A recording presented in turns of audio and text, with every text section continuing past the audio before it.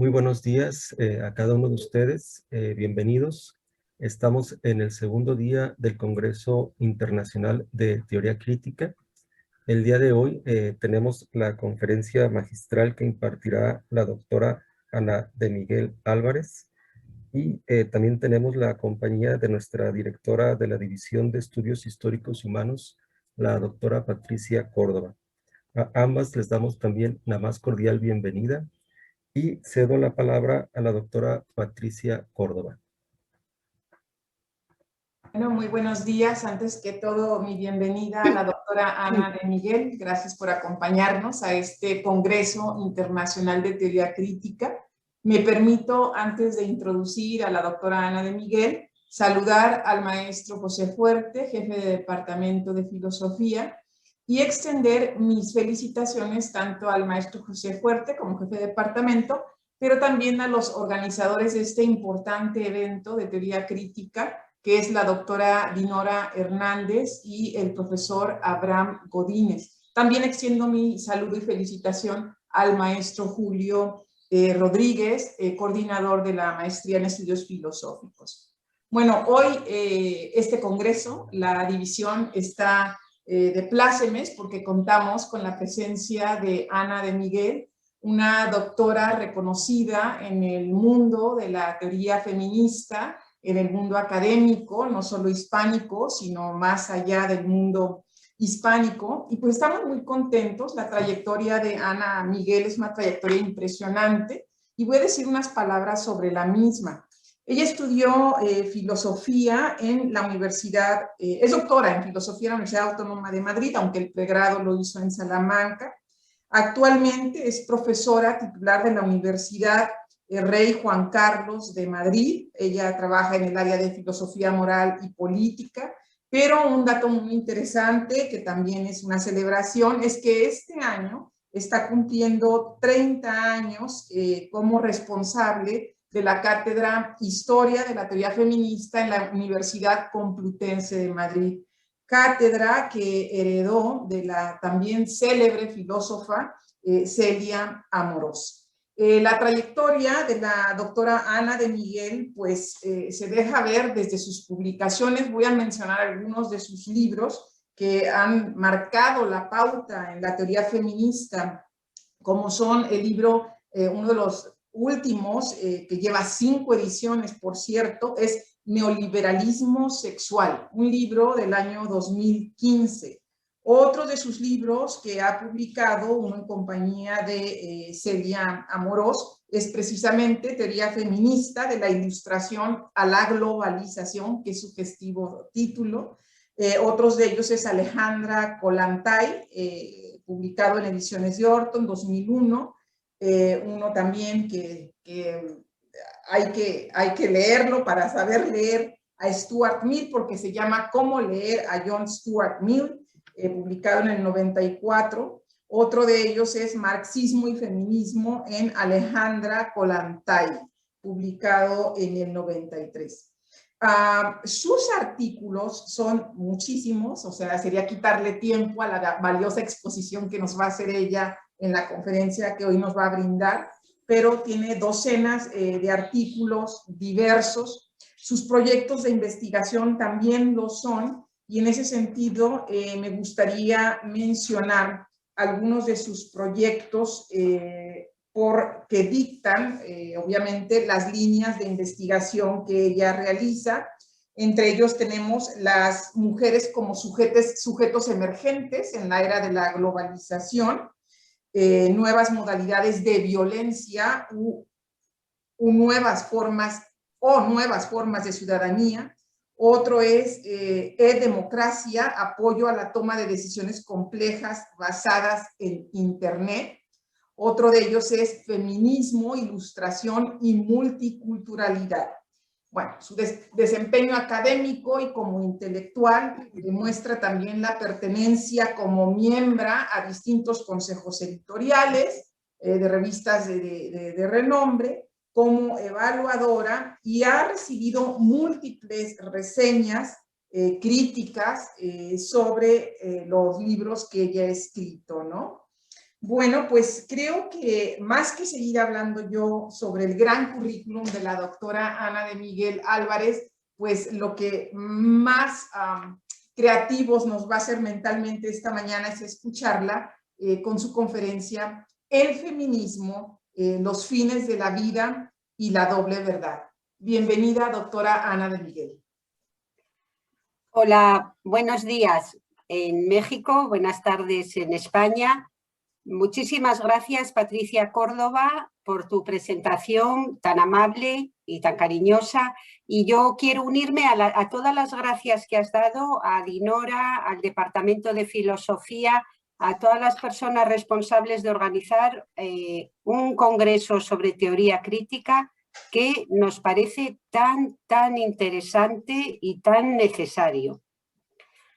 Dadas las gracias, un saludo a todo el mundo. Bueno, voy a hacer una intervención tal vez más breve de la que había pensado inicialmente. Quiero decirle a la gente por qué me han vacunado el lunes y tengo un pequeño dolor de cabeza todavía. Entonces, no lo podemos evitar. Vivimos y pensamos y trabajamos en un presente que está caracterizado por una pandemia que nos une a toda la humanidad, si es que necesitábamos algún motivo para saber que estamos unidos y que somos una comunidad, la comunidad humana. Pero, bueno, dicho esto, estos son buenas intenciones, porque sabemos que no ha sido así.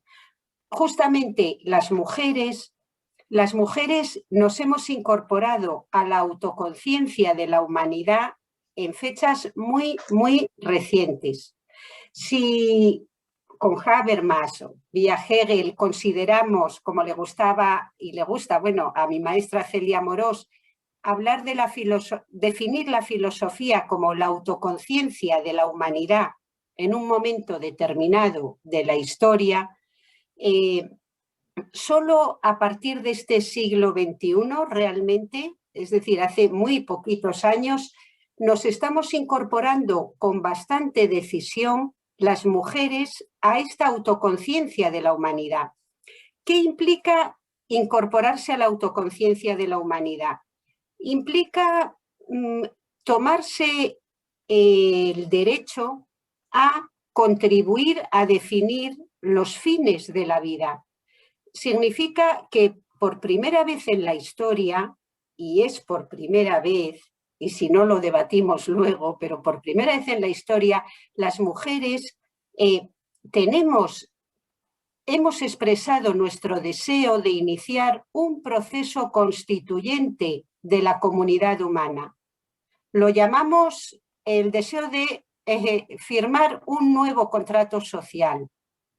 Todo muy metafórico, pero lo que no es nada metafórico es que nosotras, las mujeres, estuvimos absolutamente excluidas del proceso constituyente que inició la humanidad en el momento en que dijo: nosotros, el pueblo, unidos, decidimos que, artículo número 1, todos los hombres nacen libres e iguales. Si nos remontamos a ese momento de la teoría crítica, que fue la Ilustración, en que se toma la decisión, también tal vez por primera vez, no voy a decir tanto como la historia de la humanidad, no quiero caer en ningún ni eurocentrismo, pero voy a permitirme un poco, ya que estamos con la pandemia, voy a permitirme el lujo de hablar un poco en nombre de la comunidad humana, puesto que en nuestro nombre las mujeres ha hablado todo el mundo y excluyéndonos, ahora que tomamos la palabra,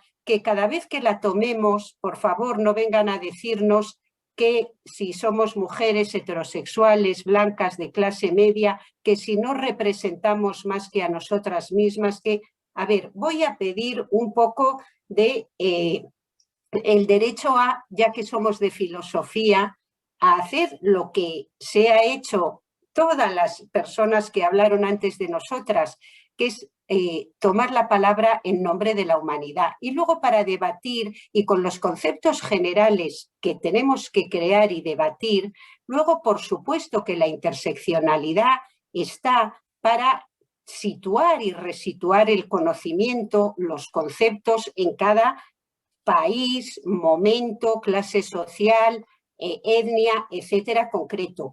Pero la filosofía tenemos esta aspiración de hablar en nombre de la comunidad humana, porque bueno, este es nuestro quehacer, que no somos ciencias sociales, que somos otro tipo de reflexión y otro tipo de conocimiento sobre la realidad. Y las personas somos un trozo de la realidad. Bueno, dicho esto, las mujeres entonces tomamos la palabra para pensar cuáles son los fines de la humanidad, qué es lo bueno y lo valioso, por qué no queremos este mundo y qué es lo que queremos cambiar. En este sentido, el feminismo es, por supuesto, una teoría crítica de la sociedad. Y por eso encontramos en este congreso que estamos en nuestro lugar, exactamente donde queremos estar. Pero, hay una cuestión que plantear, y es que la teoría crítica en general ha actuado en algo muy de la mano con la teoría no crítica o el pensamiento más conservador y más legitimador de lo que hay.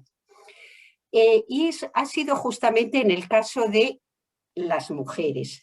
La conferencia se titula, o la ponencia, El feminismo y la doble verdad.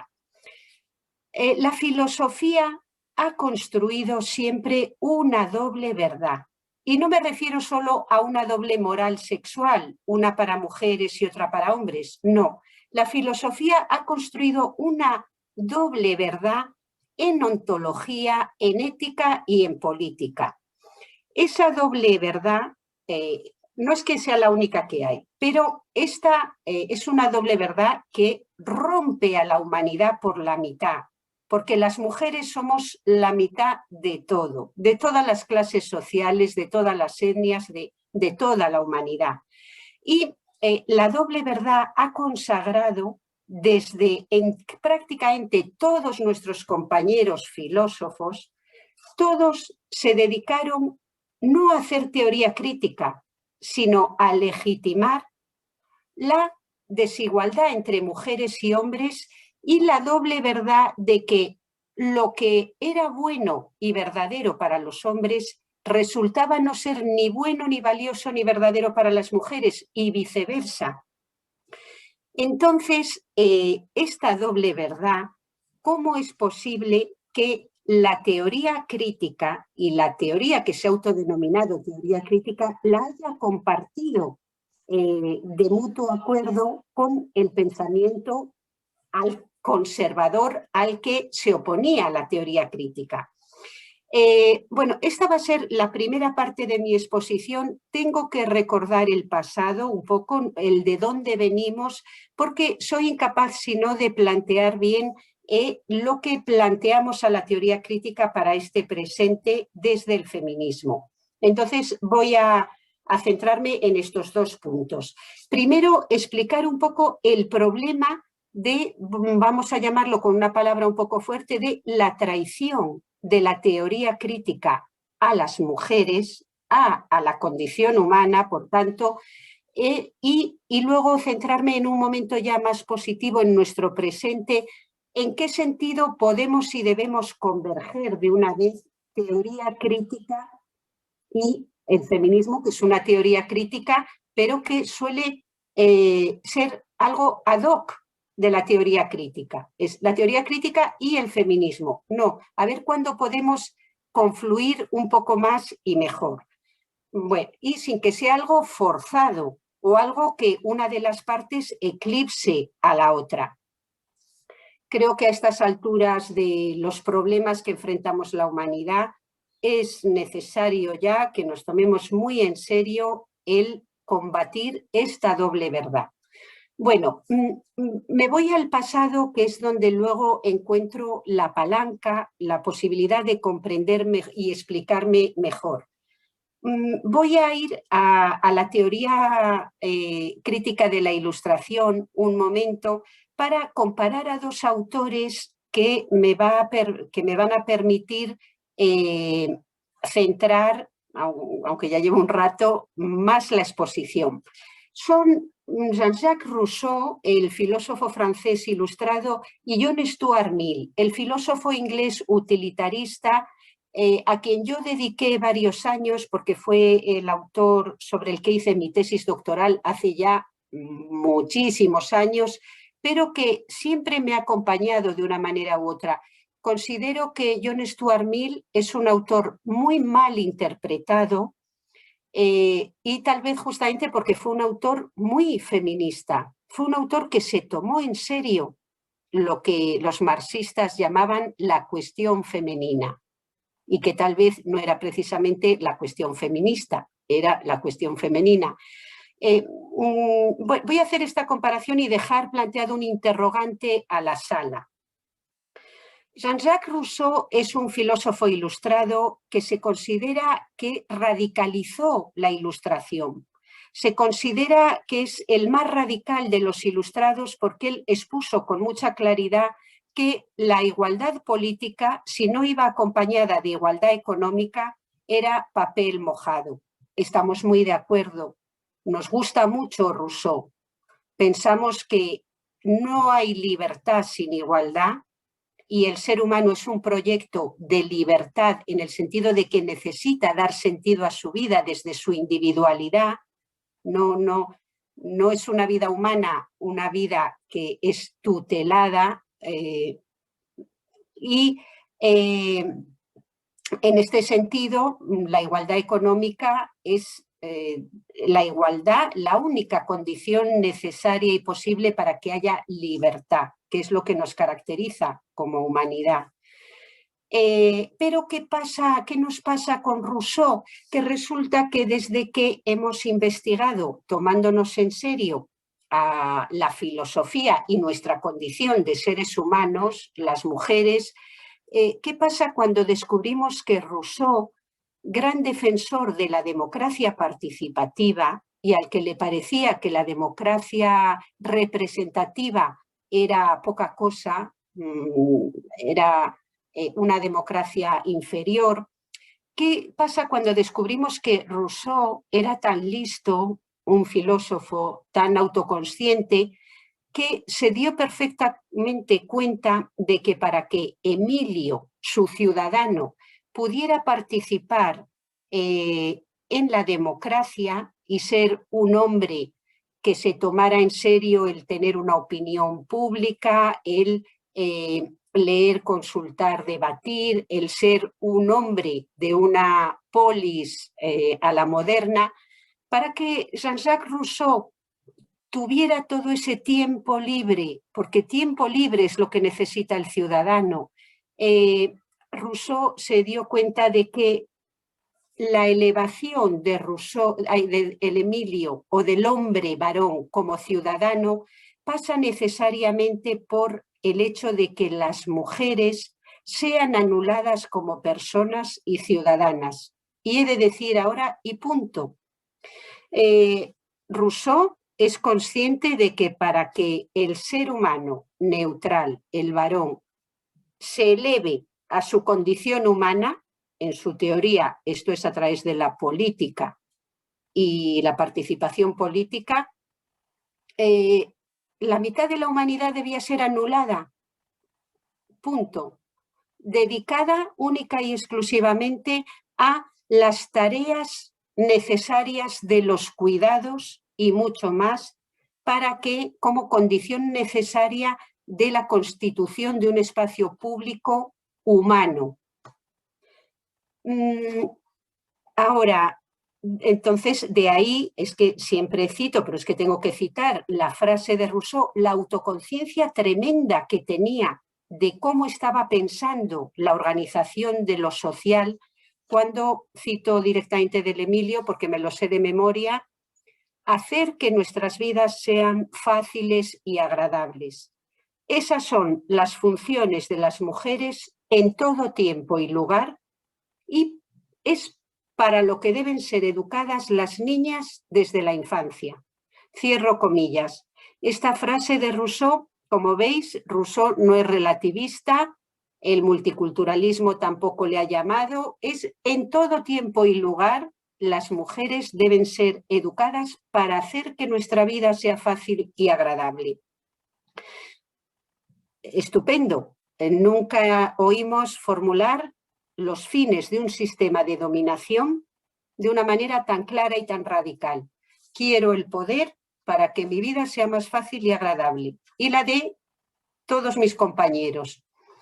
Ahora, bien, dicho esto, ahora voy a dejar ahí a Rousseau, con que nadie, por favor, ya hemos pasado hace tiempo el momento que nos digan en su época no se podía pensar de otra manera. No podemos admitir esto, uno, porque en nuestra ingenuidad pensamos que un filósofo es justamente una persona que piensa las cosas de otra manera. Si no piensas las cosas de otra manera, puedes ser una persona encantadora, un filósofo no eres. Y una filósofa, pues tampoco.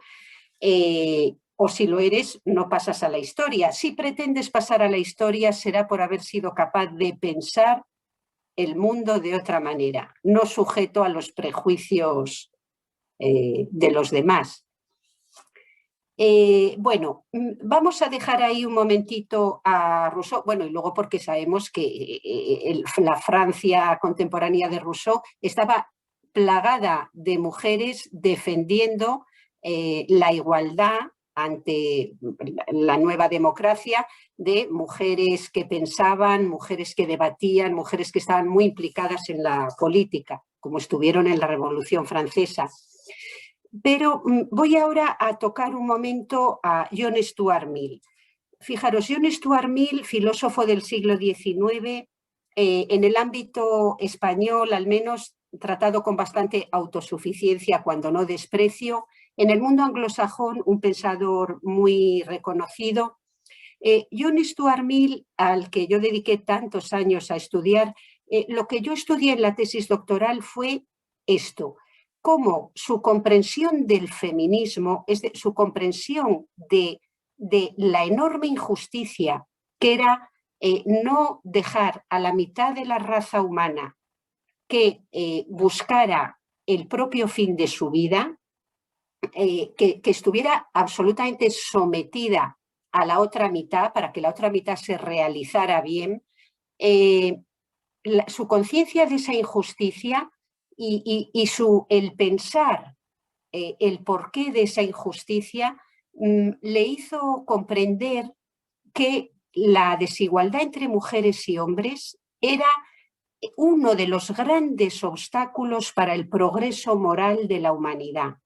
Es como si él hubiera pensado: estamos desarrollando mucho progreso, tal vez técnico, tal vez artístico, tal vez intelectual, pero la humanidad no acaba de progresar moralmente, que es lo que va a estar diciendo Karl Marx, su contemporáneo.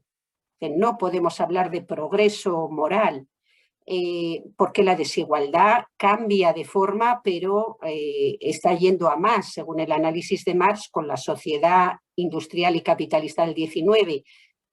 Pero Mill, entonces, lo que va a ser el núcleo duro de toda su teoría democrática y su obra sobre la libertad, etcétera, va a ser el mantener que quienes luchan por la igualdad y la democracia en el espacio público cometen un gran error intelectual o filosófico, porque la familia, el espacio de lo privado, mientras se base en la desigualdad entre mujeres y hombres, será siempre una escuela de desigualdad humana.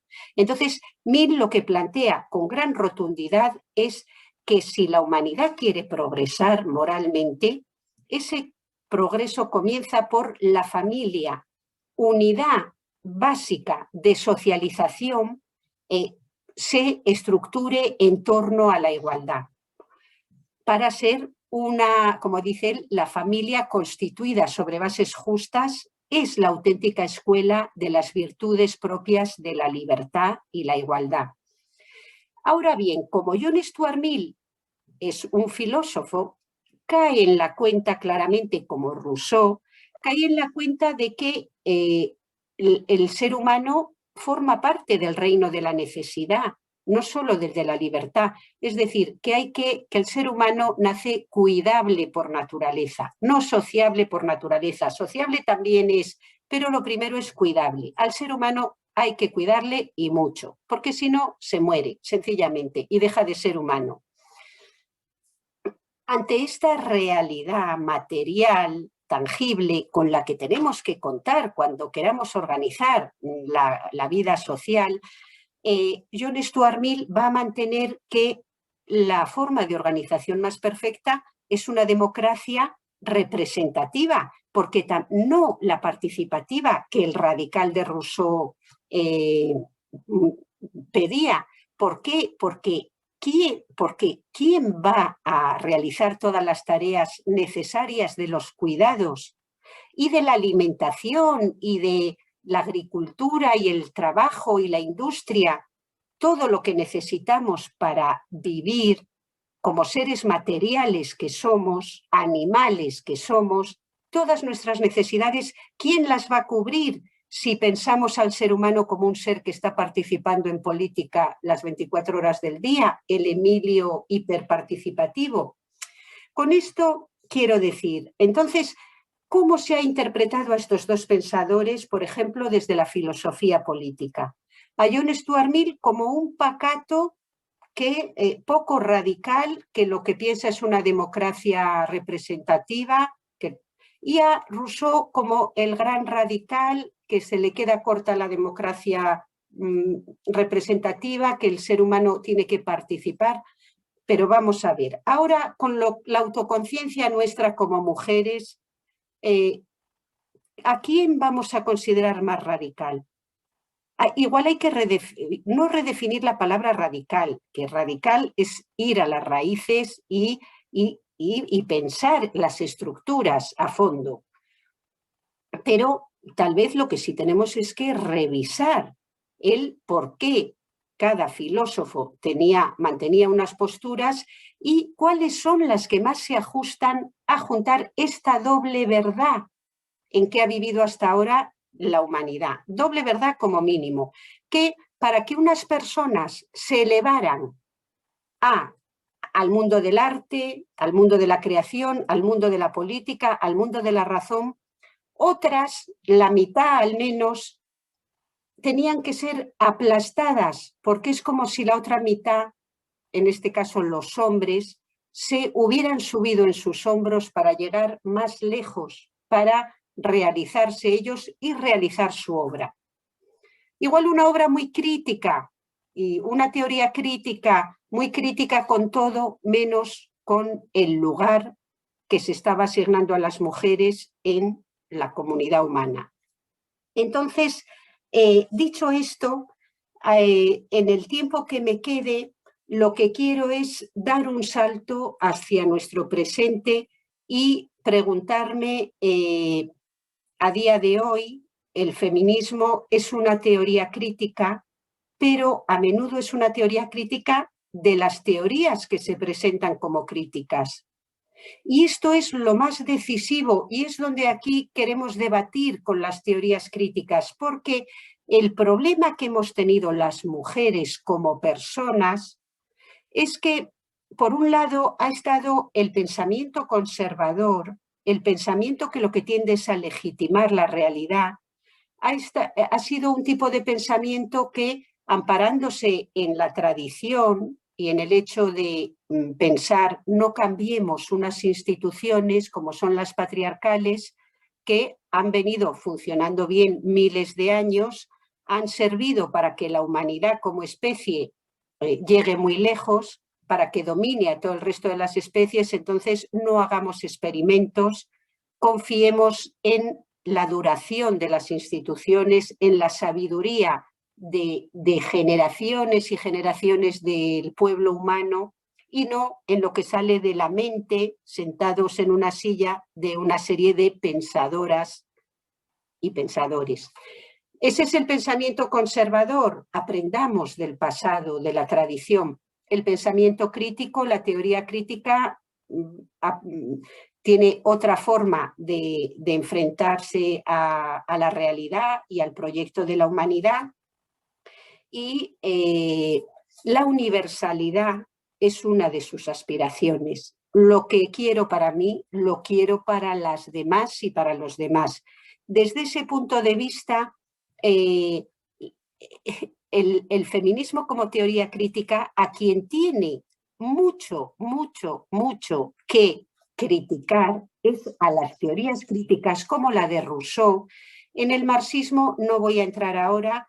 El marxismo es una teoría tan sugerente, tan grande, es una teoría del poder y de las relaciones humanas tan estructural, que en eso el feminismo y el marxismo son muy parecidos, porque lo que estudiamos son estructuras sociales que determinan el comportamiento de las personas. Pero también hemos de decir que, igual que el marxismo sí tuvo el germen de pensar la situación de las mujeres, pero luego todo se resolvió un poco como en el abrazo del oso, que decimos aquí en España, que el marxismo declara acoger el feminismo, pero para estrujarlo, más bien, porque, bueno, siguiendo las teorías fundantes de Marx y sobre todo de Engels, y que luego siguieron un poquito pues Flora Tristán, Alejandra Kollontai, las grandes feministas marxistas, siempre la clase social, la desigualdad de clase, siempre estará, voy a decirlo así, por encima de la desigualdad entre hombres y mujeres. La desigualdad real o de primera es la desigualdad económica. Yo en eso tiendo a estar muy de acuerdo, pero en lo que no estoy es que la desigualdad entre mujeres y hombres es una desigualdad que se resolverá sola una vez que haya igualdad económica. En este mundo nuestro es una pena, ya nos gustaría, pero no es así. Nada se resuelve solo. Todo hay que resolverlo interpretando bien la realidad para desde ahí transformarla. Y para no equivocarnos en cómo se reproduce la desigualdad, hacer bien el análisis para poder justamente removerla y transformar nuestra sociedad de acuerdo a unos fines de la vida en que deje de haber doble verdad. Si algo es bueno para los hombres, tendrá que ser bueno para las mujeres. Y el paso que a mí me parece ahora más interesante, si las mujeres consideramos que algo es bueno y valioso, y consideramos que es bueno y valioso para nosotras, también consideramos que es bueno y valioso para los hombres. Y entonces no puede seguir habiendo unos valores para unos y otros para otras. Si consideramos que cuidar es algo no solo necesario, una condición indispensable de que siga la aventura de la humanidad, sino que es bueno y valioso, eso es algo que nosotras vamos a aportar, pero que queremos universalizar, y los hombres tendrán que comprender por qué razones nosotras exponemos que no hay nada de natural en los cuidados, o sea, no hay nada de natural en el sentido de que no sea algo que no tengamos que repartir y volver en este proceso constituyente a decidir cómo vamos a resolver mujeres y hombres juntas esta primera necesidad para llegar a poder ser los seres humanos que podamos o queramos ser. Y voy a poner voy a terminar con un ejemplo sobre qué temas está poniendo sobre la mesa la teoría crítica feminista para que incorpore la teoría crítica sin más. Me voy a referir al tema de la mercantilización del cuerpo de las mujeres. Me explico. Mirad, las mujeres, el feminismo o una parte del feminismo, estamos en estos momentos muy centradas en investigar el neoliberalismo en su dimensión de neoliberalismo sexual, en el sentido de cómo, si definimos el neoliberalismo como una creencia profunda que lleva ya décadas intentando penetrar en la cabeza y el corazón de nuestras generaciones más jóvenes, es una de las ideas principales del neoliberalismo es la de que todo se puede comprar y vender. No hay que poner límites a ninguna acción humana si está basada en el libre consentimiento entre dos personas, dos individuos, que en realidad viene del antiguo contractualismo social. El consentimiento es la clave.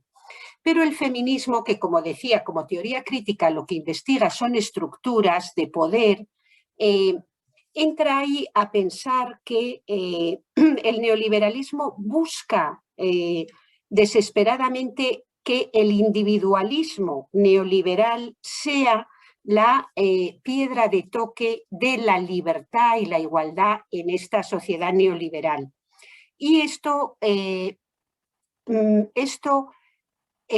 no sabemos cómo, es algo que está abrazando una parte de la izquierda que se autodenomina como una teoría crítica de la sociedad, pero que está abrazando el mercantilismo del cuerpo de las mujeres, de todas, teorías que se pretenden progresistas y que mantienen que las mujeres tienen derecho a mercantilizar sus cuerpos y que se convierten en teorías que defienden la prostitución de mujeres, que defienden un mercado nuevo de vientres de alquiler, siempre y cuando se base en el libre consentimiento entre las dos partes.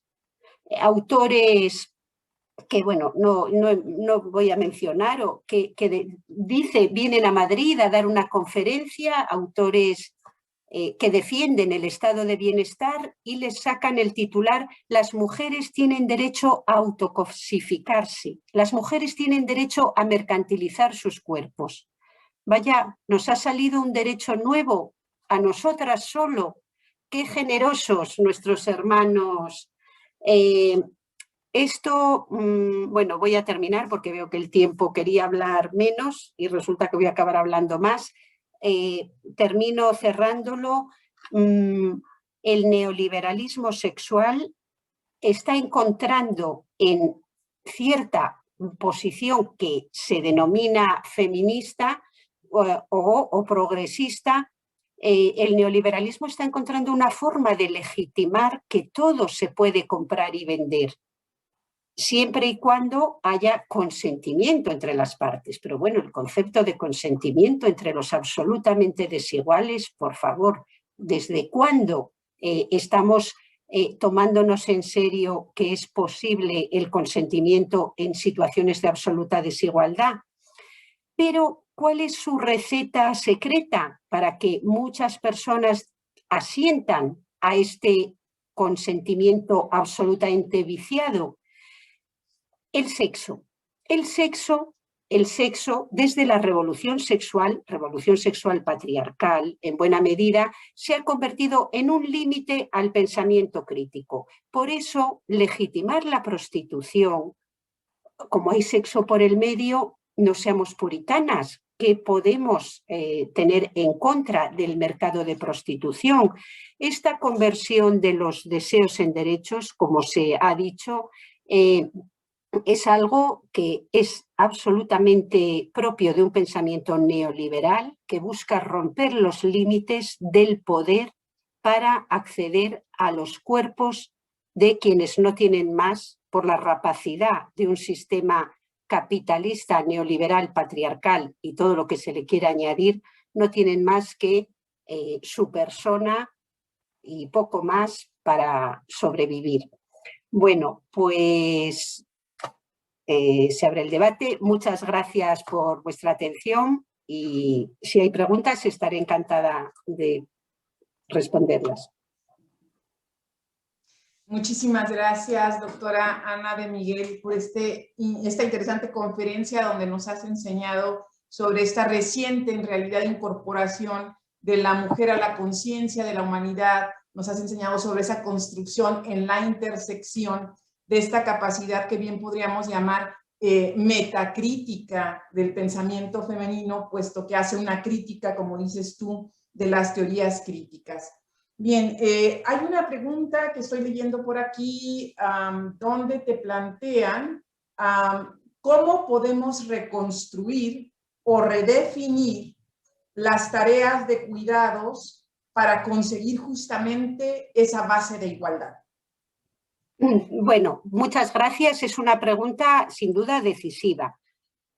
Yo creo que, como la respuesta no la voy a tener, pero sí igual una parte. Primero tenemos que pensar cómo concebimos los cuidados. Si como una carga, y esta ha sido la concepción tradicional. Los cuidados de la especie ha sido una carga, se interpretaba como una carga. Incluso el feminismo marxista siempre se planteaba que la emancipación de las mujeres era imposible en un sistema capitalista porque las mujeres recaería siempre sobre ellas la carga de la reproducción y la crianza. Entonces, siempre, hasta el marxismo, que es una teoría, bueno, pues que trae muchos cambios a la forma de pensar el mundo, continúa pensando la crianza como una carga. Alguien puede decir, no, pero a la mujer madre siempre se le levantaron altares y se dijo la maternidad era muy importante. Era falso. Si hubiera sido definida como muy importante, seguramente se la hubieran quedado los hombres. ¿Sabe? La maternidad, ese era un elogio hipócrita de una función, la crianza, que se adjudicaba a las mujeres y para que prohibiéndoles realizar cualquier otra cosa. Entonces, la maternidad nunca ha sido realmente valorada. Ya vemos que fue asignada al segundo sexo. Primero, yo creo que no es una carga, creo que cuidar a los demás y saber que somos una humanidad que es que necesita los cuidados o perece, creo que no es una carga. Creo que, mira, yo he llegado a decir a veces un poco en broma y por molestar, pero es que ya el patriarcado es que te carga mucho, que esa angustia existencial de autores que yo leí de pequeña y que fueron los que me condujeron a estudiar filosofía de mayor, Unamuno, Kierkegaard, los existencialistas, tanta angustia existencial que sienten, yo he llegado a decir, pues que se pongan a planchar, a cocinar y a fregar y a cuidar a sus mayores y a sus pequeñines si los tienen, y ya verás cómo se les pasa la angustia existencial enseguida. Porque tienen que tocar más lo material. El ser humano, cuando no cuida a nadie, cuando solo piensa en su ego, yo, este narcisismo contemporáneo, se pierde. Y perderse de la tierra o de la mesa es algo que pagamos siempre caro. O lo pagan la clase trabajadora, en la que me incluyo porque llevo trabajando toda mi vida, francamente, o lo paga la propia persona que al final se pierde. Y entonces, eso es, te diría, por poner un escalón, eso es lo primero que tenemos que pensar. Si los cuidados los vamos a definir como una carga y se los vamos a adjudicar a quien no pueda elegir ninguna otra cosa, o si los vamos a definir como parte de la vida buena y valiosa. Y vamos a educar así a nuestras jóvenes generaciones, porque saberse necesaria y necesario yo creo que forma parte de la vida buena. Muchas gracias. Están llegando muchísimas preguntas. A ver, voy a plantear aquí una de Viridiana Gallardo Navarro, quien pregunta, ¿qué opinión tiene usted sobre las posturas radicales de algunos tipos de feminismo que pareciera que tienden a conformar una especie de forma de totalitarismo partiendo desde alguna postura feminista? Bueno, yo el totalitarismo no.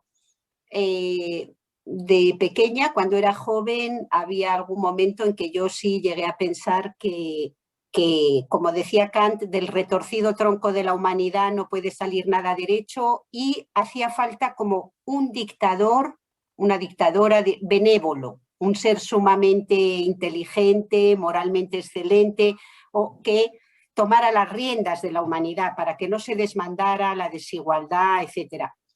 Luego, fíjate, John Stuart Mill me abrió los ojos a la importancia de la libertad, pero en un sentido de verdad muy, muy interesante y muy enriquecedor, o a mí por lo menos me quitó el dogmatismo que tenía un poco.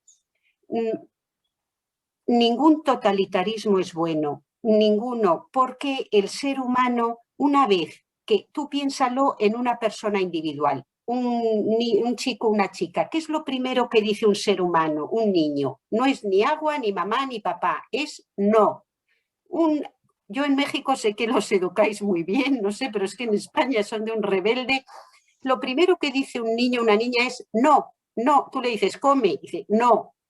Digo, ¿pero esto qué es? El ser humano, lo decía la gran socialista Flora Tristán, el ser humano no se deja someter.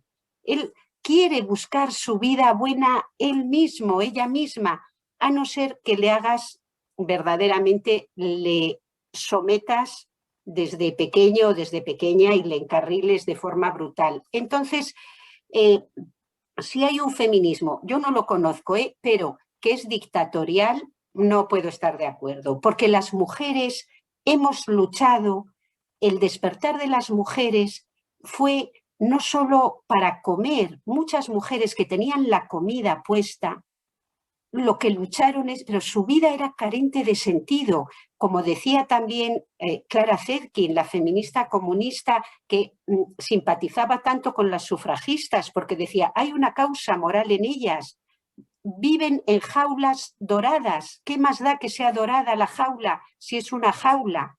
Y el ser humano, una vez que ha comido y una vez que ha bebido y tiene ya su necesidad es conducir, buscar su propio bien en términos filosóficos, buscar quién es.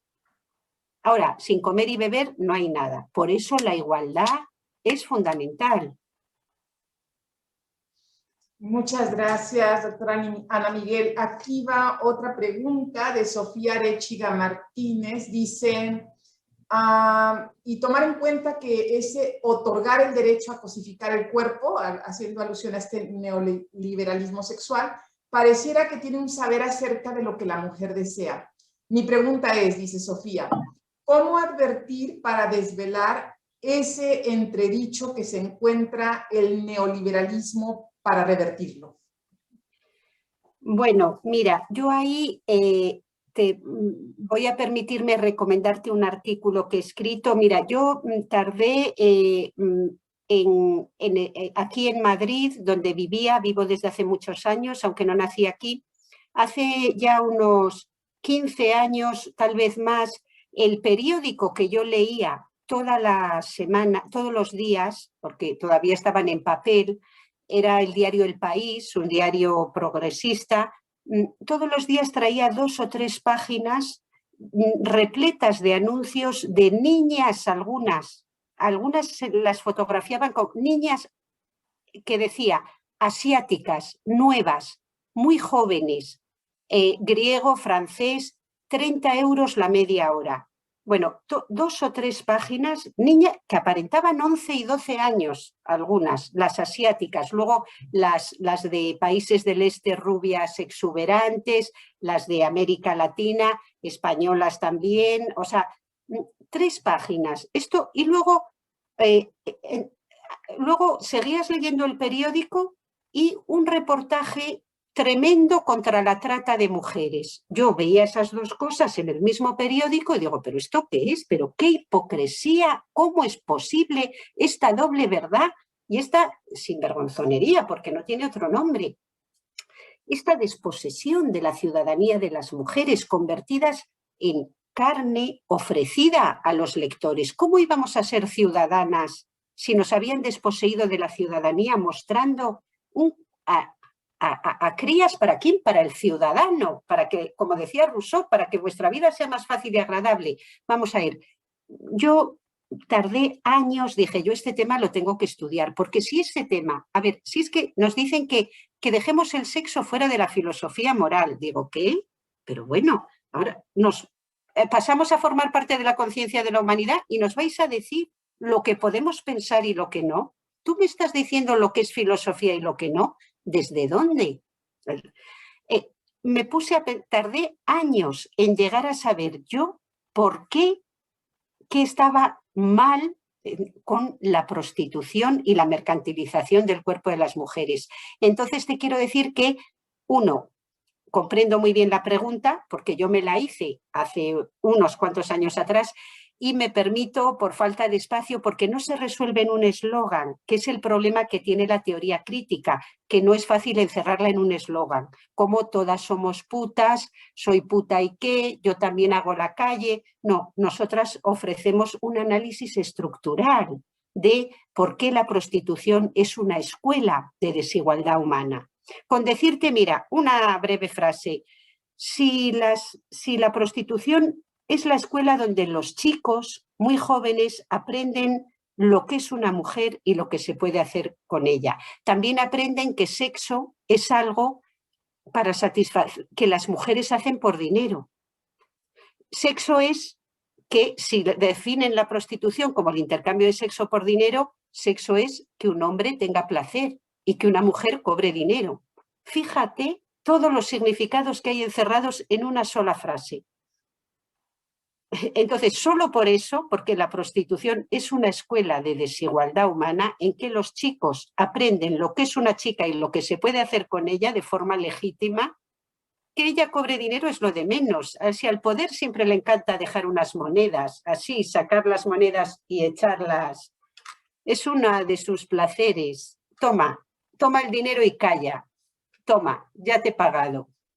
Como dice aquel, a las prostitutas se las paga para que se vayan al terminar.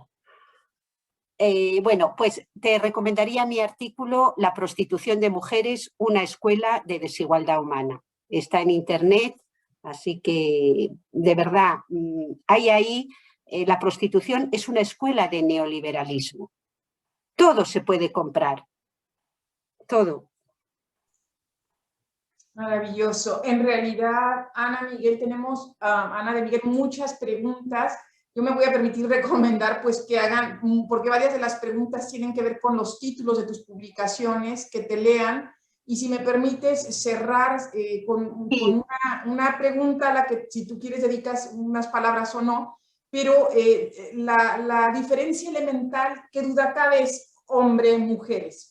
Pero nuestro actual escenario nos habla de una escala de orientaciones sexuales diversas, donde la transexualidad existe, el fluid gender, es decir, vamos más allá de lo binario. ¿Tú cómo visualizas la incorporación de esta diversidad de géneros en la construcción de una teoría crítica que nos abra los ojos no solo a la diversidad, sino a la incorporación de la ética en este salvajismo que parece ser el neoliberalismo?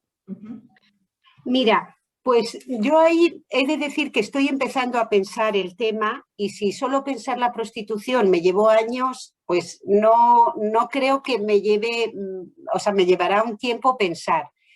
Pero en principio, yo los géneros, las identidades de género, me encuentro más cómoda en su superación. No me encuentro a priori, de forma intuitiva, las identidades adscriptivas, es decir, que se generen identidades en las que luego tú te tienes que adscribir o no, pero la identidad está ahí. Y luego tú te declaras si te adscribes a esa identidad o no. Pues no me parece que sea algo en lo que yo me encuentro cómoda, porque yo desde pequeña nunca me concebí que me pudiera adscribir a una identidad, jamás. O sea, política, tal vez, pues sí, estuve en la Liga Comunista Revolucionaria, estuve en una asamblea feminista, pero no era mi identidad, ¿no? O sea, a mí me decían, ¿tú quién eres? Pues soy Ana, comunista. No, Y soy Ana mujer, tampoco, justamente porque siempre me gustó hacer cosas como jugar al fútbol, como leer, como conducir, como escalar, que se consideraba que eran de la identidad de chicos, y yo jamás he pensado que conducir sea cosa de chicos, ni leer, ni... Entonces que no me digan que yo me adscriba una identidad según lo que me guste. Solo me encuentro realmente cómoda con la identidad humana. Pero bueno, luego sé el mundo en el que vivo, porque, y lo digo de verdad completamente, y sé el mundo en el que vivo y tendré que pensar más el tema. Pero sí querría decir que las identidades, o sea, que las orientaciones sexuales, las prácticas sexuales que te gusten, o si te gustan las personas de tu mismo sexo, pues me parece algo que ya hemos reconocido la humanidad como algo, y los países que así no lo hagan tienen que cambiar, pero no confundiría la orientación sexual con una identidad adscriptiva. ¿Por qué? Porque justamente la diversidad de prácticas sexuales es lo que tenemos que reconocer, pero generar identidades adscriptivas no lo termino de ver. Y ahora, lo que sí tengo claro es que lo de una sociedad en que todo fluya, no estoy nada de acuerdo, porque bajo la máscara de que todo fluya, aquí lo único que está fluyendo es desposeer de derechos a los trabajadores y a las trabajadoras. Yo, que me crié en una sociedad mucho más pobre, la española, de la actual, en que pude tener un trabajo que me permitiera tener un proyecto de vida. Y hoy lo que sí que está fluyendo es la desvergüenza del capitalismo para desposeer de derechos a mis estudiantes, que te digo que es que ni van a encontrar trabajo, y el que encuentren va a ser precario y no adecuado a lo que les gusta. Entonces, no me gusta que fluyan las cosas, me gustan los valores sólidos, de verdad, y los principios fuertes, porque he visto en las últimas décadas cómo bajo el aliento de la posmodernidad, que todo fluya, que nada es sólido, quien ha salido perdiendo son los derechos de las personas trabajadoras.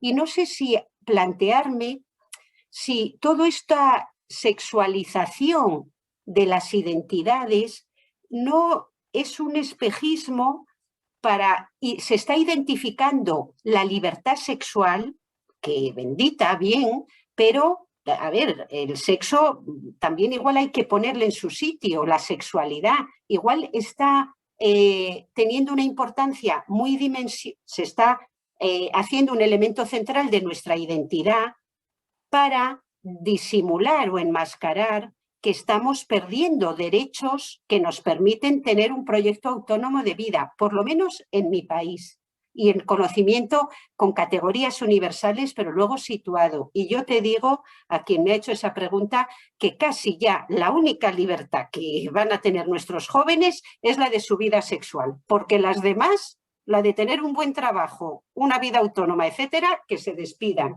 Y no dejo de sospechar un poco, aplico la hermenéutica de la sospecha a tanto ultracapitalista como los de Facebook, que imponen la diversidad sexual y luego sí, y la diversidad sobre todo de contratos laborales. 15 o 20 tipos, a cuál más precario. No sé, entonces perdona que igual no te he respondido directamente, ya te digo que es algo que tengo todavía que pensar, pero que sospecho. Doctora Ana de Miguel, muchísimas gracias por pensar en voz alta aquí con nosotros. Has dejado muchísimas preguntas más que lamentablemente no podemos hacer porque ya estamos a tiempo de la siguiente actividad del Congreso. Pues sí, dejadme daros las gracias de nuevo por organizar el Congreso y a todas vosotras y a todo el público. Gracias, seguimos en contacto. Chao. Un abrazo, gracias. Muy buenos días a todos. Gracias, gracias.